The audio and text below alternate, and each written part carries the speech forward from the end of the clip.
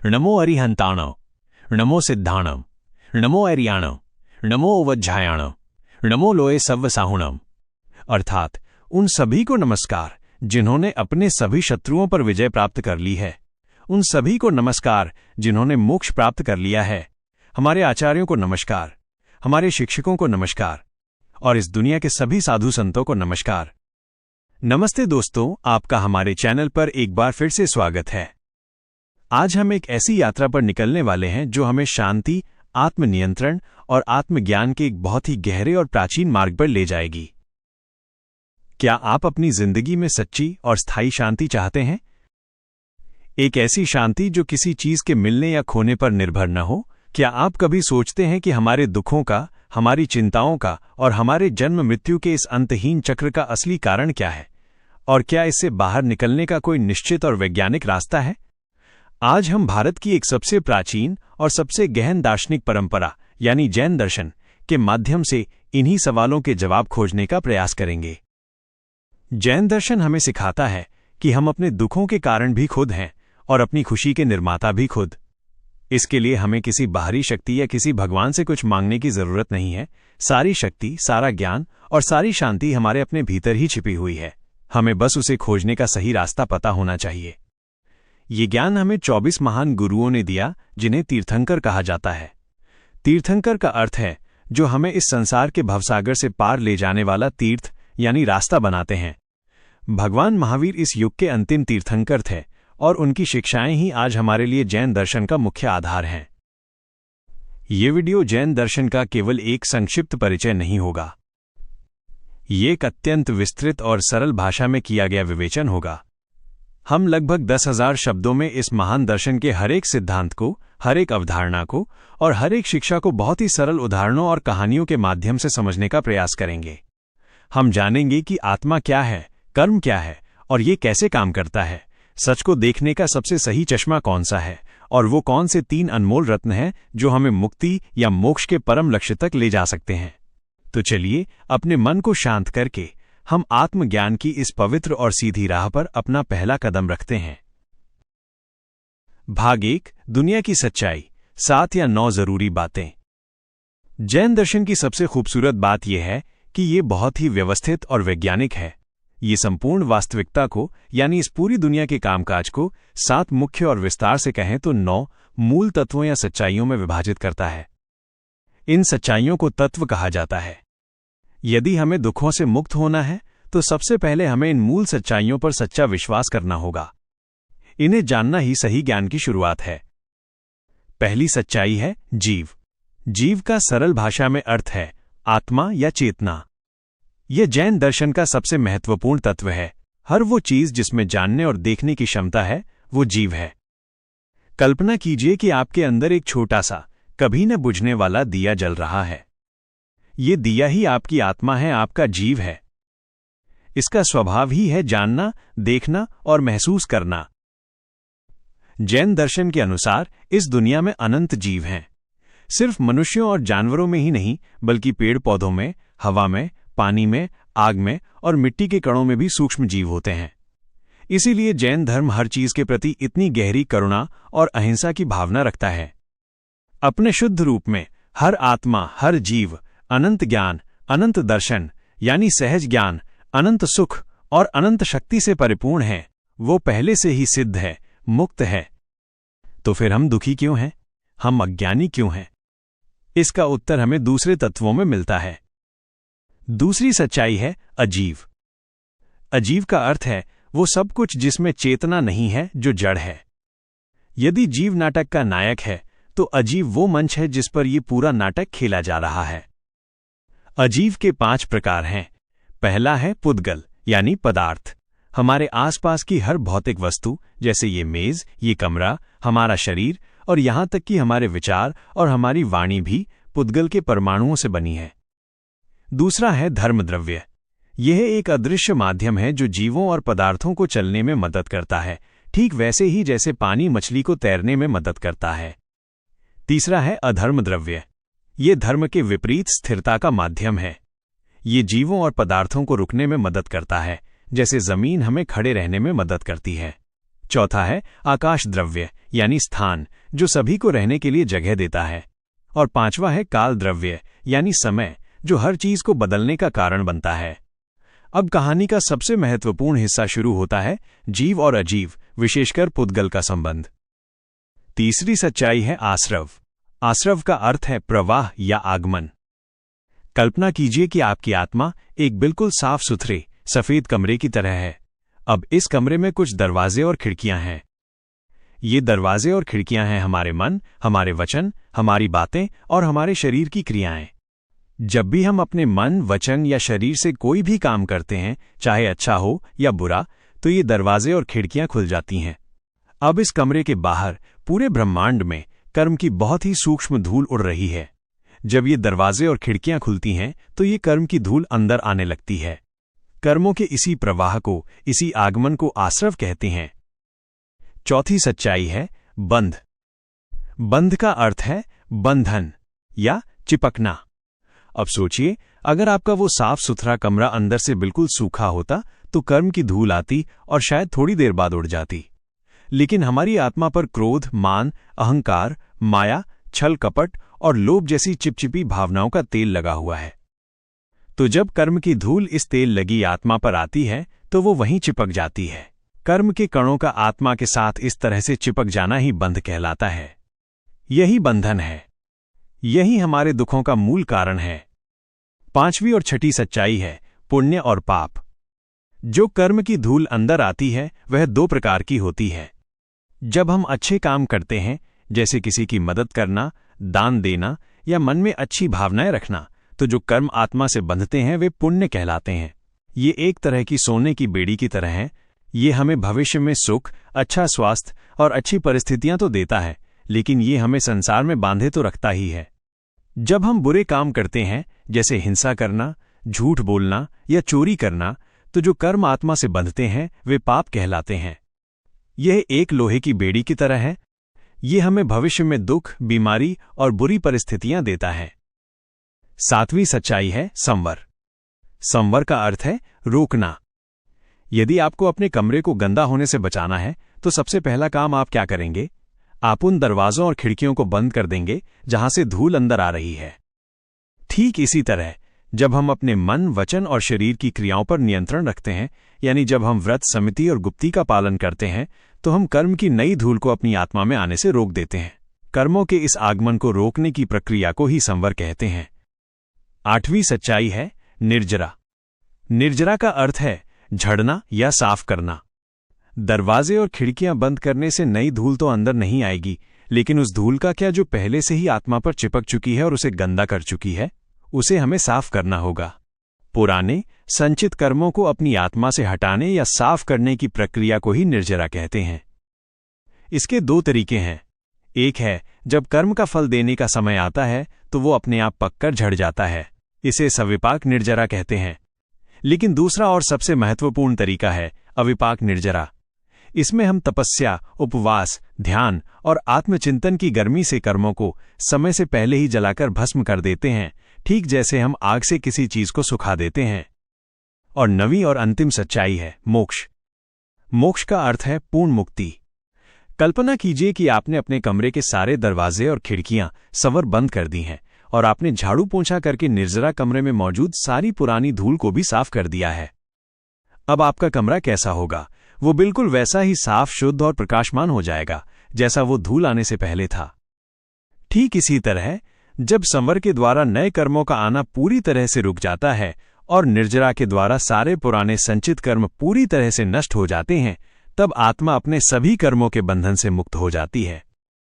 वह अपने वास्तविक स्वरूप यानी अनंत ज्ञान, अनंत दर्शन और अनंत सुख में सदा के लिए स्थित हो जाती है। आत्मा की इसी शुद्ध और मुक्त अवस्था को मोक्ष कहते हैं। ये 9 तत्व ही जैन दर्शन की नींव हैं। ये हमें बताते हैं कि हम कहाँ हैं, समस्या क्या है और समाधान क्या है। भाग 3, सच को देखने का सही चश्मा, अनेकांतवाद का सिद्धांत। अब हम जैन दर्शन के उस सिद्धांत पर आते हैं जो उसे दुनिया के बाकी सभी दर्शनों से अद्वितीय बनाता है। ये सिद्धांत है अनेकांतवाद। अनेकांतवाद का सरल भाषा में अर्थ है कि सत्य के अनेक पहलू होते हैं। वास्तविकता इतनी जटिल और बहुआयामी है कि उसे किसी एक अकेले दृष्टिकोण से पूरी तरह से नहीं समझा जा सकता। हर दृष्टिकोण में सच्चाई का केवल एक अंश होता है, संपूर्ण सच्चाई नहीं। इसे समझने के लिए जैन दर्शन में 7 अंधे मनुष्यों और एक हाथी की बहुत ही प्रसिद्ध कहानी सुनाई जाती है। एक गांव में 7 अंधे व्यक्ति रहते थे। उन्होंने कभी हाथी नहीं देखा था। एक दिन गांव के राजा के पास एक हाथी आया। उन अंधे लोगों ने राजा से अनुरोध किया कि वे भी हाथी को देखना यानी अनुभव करना चाहते हैं। राजा मान गए और उन्हें हाथी के पास ले जाया गया। पहले अंधे व्यक्ति ने हाथी के पैर को छुआ। वो बहुत देर तक उसे टटोलता रहा और फिर बड़े आत्मविश्वास से बोला, अरे हाथी तो एक मोटे खंभे जैसा होता है। दूसरे अंधे व्यक्ति ने हाथी की पूंछ को पकड़ा। वो बोला, नहीं नहीं, तुम गलत हो, हाथी तो एक मोटी रस्सी या झाड़ू जैसा होता है। तीसरे व्यक्ति ने हाथी के कान को छुआ। वो हंसकर बोला, तुम दोनों मूर्ख हो, हाथी तो एक बड़े सूप या पंखे जैसा होता है। चौथे व्यक्ति ने हाथी के पेट को छुआ और कहा, हाथी तो एक चिकनी और विशाल दीवार जैसा है। पांचवें ने उसकी सूंड को पकड़ा और बोला, हाथी एक मोटे सांप जैसा होता है। छठे ने उसके दांत को छुआ और बोला, ये तो एक नुकीले भाले जैसा है। और सातवें ने उसकी पीठ पर हाथ फेरा और बोला, ये तो एक समतल चट्टान जैसा है। अब वे सातों आपस में लड़ने लगे। हर कोई ये दावा कर रहा था कि केवल वही सच बोल रहा है और बाकी सब झूठे हैं। राजा ने उन्हें लड़ते हुए देखा और मुस्कुराकर समझाया, मेरे मित्रों, शांत हो जाओ, आप में से कोई भी झूठ नहीं बोल रहा है। आप सभी अपनी अपनी जगह पर सही हैं, लेकिन आप सभी गलत भी हैं। आप में से हर किसी ने हाथी के केवल एक हिस्से का अनुभव किया है और आप उसी को पूरा हाथी मान रहे हो। हाथी खंभे जैसा भी है, रस्सी जैसा भी है और दीवार जैसा भी है। संपूर्ण सत्य इन सभी अनुभवों को एक साथ जोड़ने में है। ये कहानी ही अनेकांतवाद का सार है। हम सब उन अंधे लोगों की तरह हैं।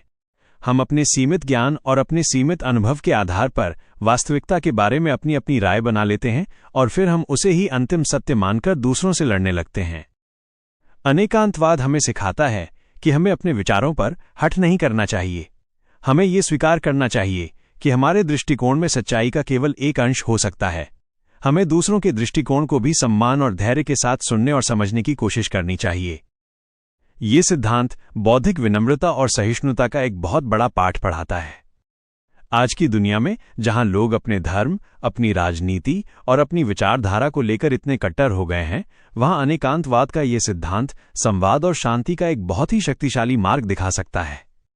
इस अनेकांतवाद को भाषा में प्रकट करने के लिए जैन दर्शन स्याद्वाद का उपयोग करता है, जिसका अर्थ है सापेक्ष कथन का सिद्धांत।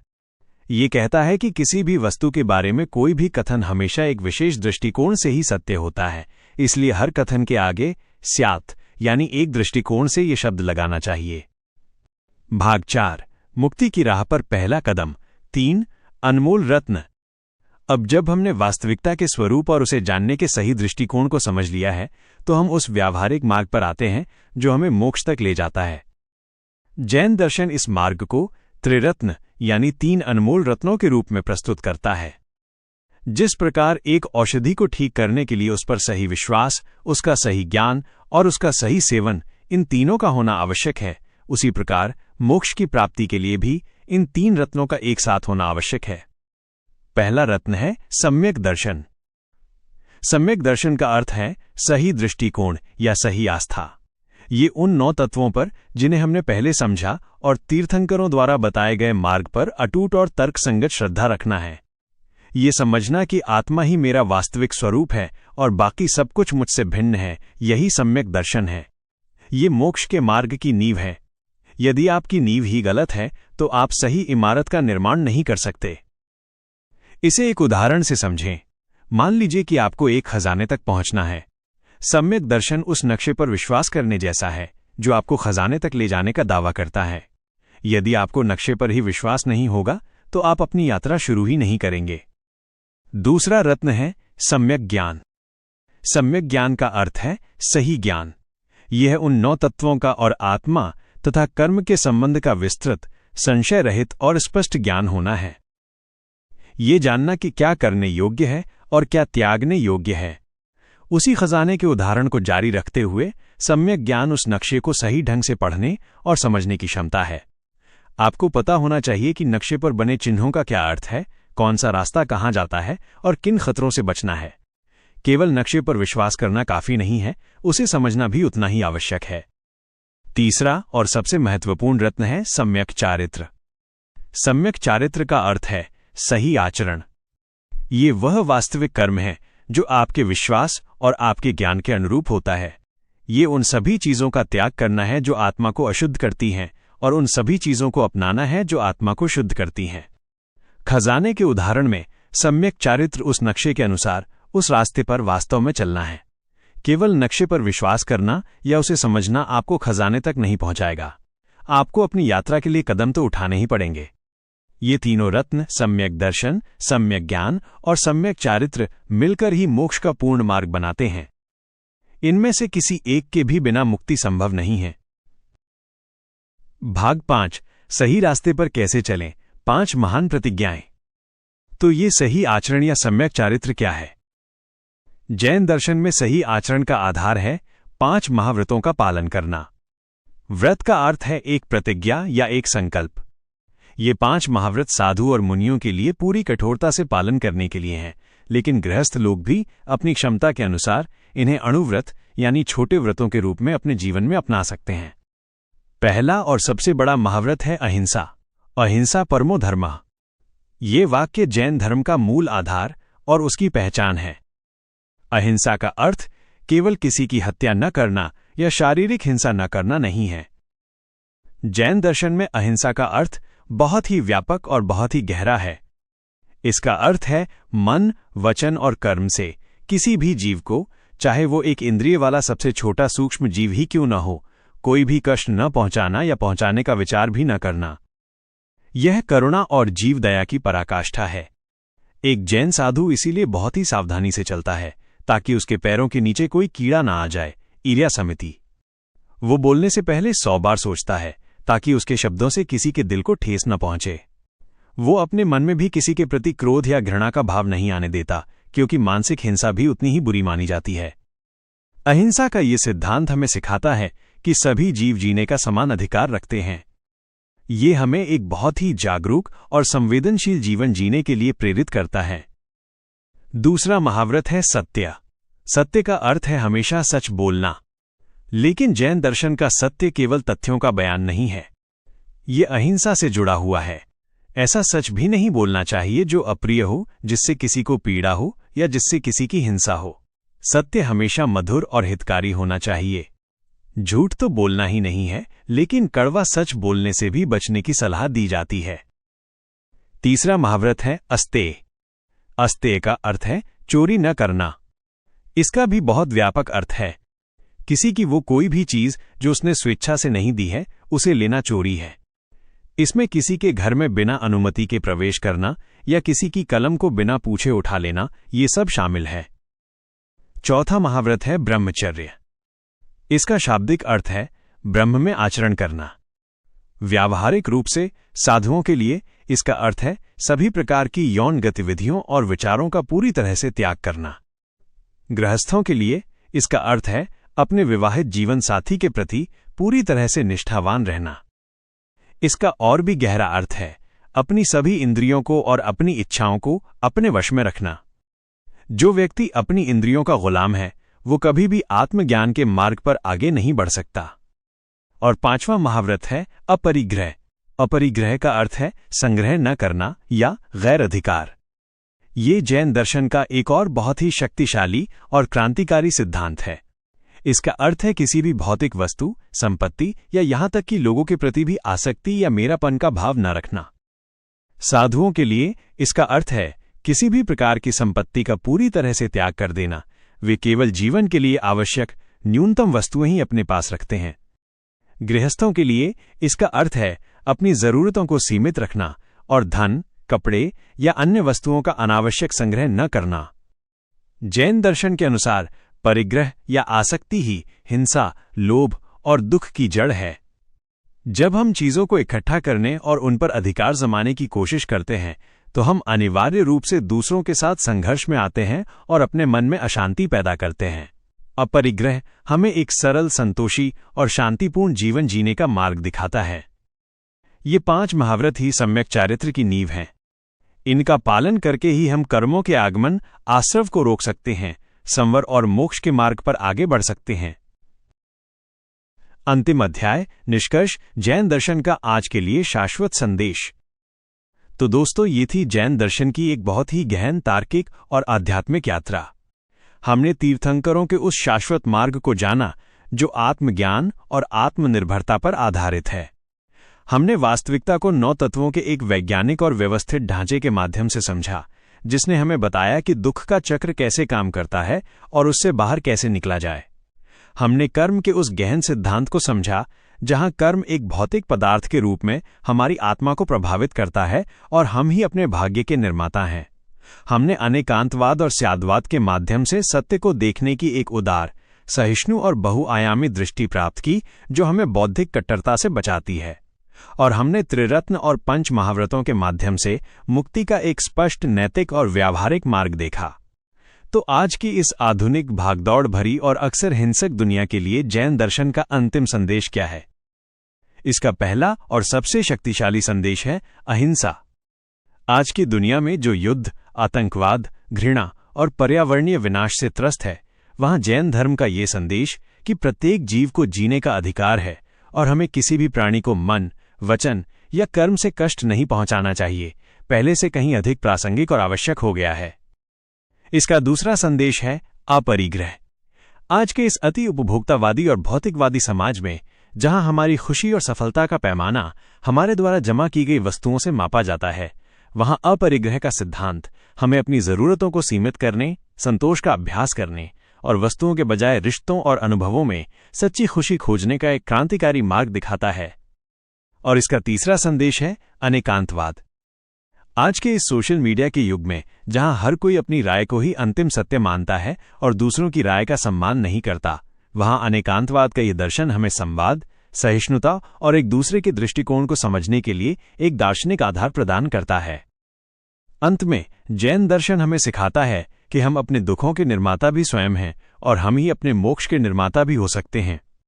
ये हमें किसी बाहरी उद्धारकर्ता की प्रतीक्षा करने के बजाय अपने भीतर की अनंत शक्ति, अनंत ज्ञान और अनंत आनंद को खोजने के लिए एक वैज्ञानिक, नैतिक और शक्तिशाली मार्ग दिखाता है। इस गहन और शांतिपूर्ण यात्रा में मेरा साथ देने के लिए आपका हृदय से धन्यवाद।